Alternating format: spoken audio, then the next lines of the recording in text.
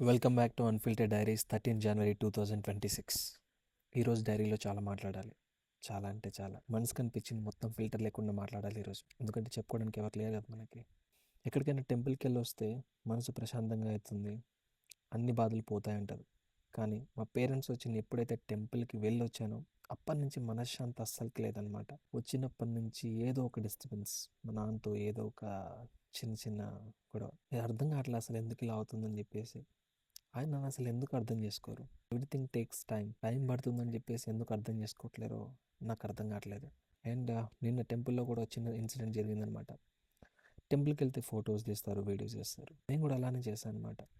తీస్తుంటే నువ్వు వచ్చింది ఎందుకేనా అని చెప్పేసి విసుక్కోవడం. ఎందుకో నేను కెమెరా పట్టుకుంటేనే ఆయనకు అసలు ఇష్టం లేదు. కొడుకు ఇష్టాన్ని ఒప్పుకొని పేరెంట్స్ని ఏమని అనాలి అంటే వాళ్ళకి ఎలా అర్థమయ్యేలా చెప్పాలి? ఎవరు చెప్తే వాళ్ళు అర్థం చేసుకుంటారు?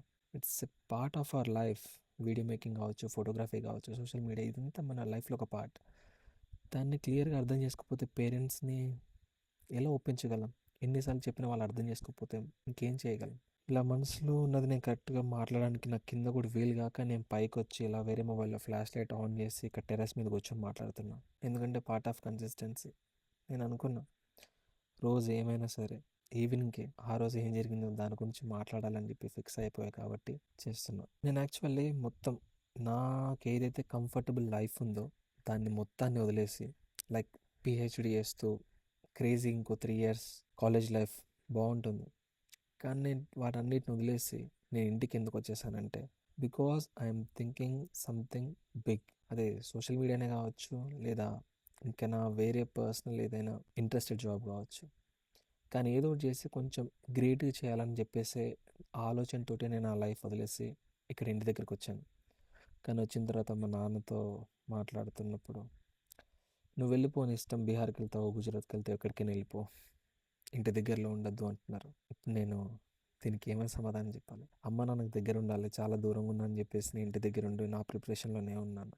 కానీ మధ్య మధ్యలో ఇలా మాట్లాడుతూ నువ్వు ఎక్కడికైనా వెళ్ళిపో, కానీ ఇంటి దగ్గర మా దగ్గర మాత్రం వద్దు, నువ్వు ఎక్కడ దూరంగా వెళ్ళిపో అని అంటే ఇప్పుడు నేను అర్థం చేసుకోవాలి? ఇలాంటి మాటలు విన్నప్పుడు నేను తీసుకున్న డెసిషన్స్ తప్పేమో. నేను అటే అడ్మిషన్ తీసుకొని అలానే పిహెచ్డి చేస్తూనే ఏదో చదువుకోవాల్సిందే ఏమో అని అనిపిస్తూ ఉంటుంది. కానీ మాస్టర్స్ చేసిన తర్వాత నాకు అర్థమైంది ఒకటే, కాలేజీలో ఉంటే వేరే ప్రిపరేషన్స్ చేయాలంటే కొంచెం కష్టమే. అంటే ఆల్రెడీ కొంచెం ఆ ప్రిపరేషన్ మీద గ్రిప్ ఉంటే ఓకే, కానీ లేకపోతే చదవడం చాలా కష్టం. సో అలానే ఆ గ్రిప్ నాకు రావాలని చెప్పేసి కాలేజీలో ఉంటే అలా కుదరదని చెప్పేసి నేను అన్నీ వదిలేసాను. కానీ ఏది ఇన్సిడెంట్స్ జరుగుతున్నాయో మళ్ళీ కాలేజ్ లైఫ్కి డైవర్ట్ చేసేలా ఉన్నాయన్నమాట. చూద్దాం, మళ్ళీ ఈసారి ఎగ్జామ్ రాయాలి. ఈసారి కొంచెం గట్టిగా రాయాలి. కానీ 6 months ఏదైతే ఉందో ఆ ఎగ్జామ్ అయ్యే వరకు the preparation should be strong అనమాట. నేను ఒక బేస్ అనేది బిల్డ్ చేసుకుని వెళ్తా. కాలేజ్లో చదువుతూనే ఏదో ఒకటి చేసుకోవాలి. ఇంటి దగ్గర మనం ఇలా కూర్చుంటూ చదువుకుంటా అంటే వీళ్ళు ఎప్పటికి కూరుకోరు. ఇంటి దగ్గర నుంచి మీరు దూరంగా ఉండండి, ఫీజు 1,00,000 అయినా పర్లేదు వాళ్ళు ఇస్తారు, బుక్స్కి 1,00,000 అయినా పర్లేదు వాళ్ళు అప్పు చేసి అయినా ఎక్కడి నుంచి అయినా తెచ్చేస్తారు. కానీ మీరు ఇంటి దగ్గర ఉండి మీరు చదువుకుంటా అంటే మాత్రం వాళ్ళు ఒప్పుకోరు, దాని వాళ్ళు ఎప్పటికి అర్థం చేసుకోరు.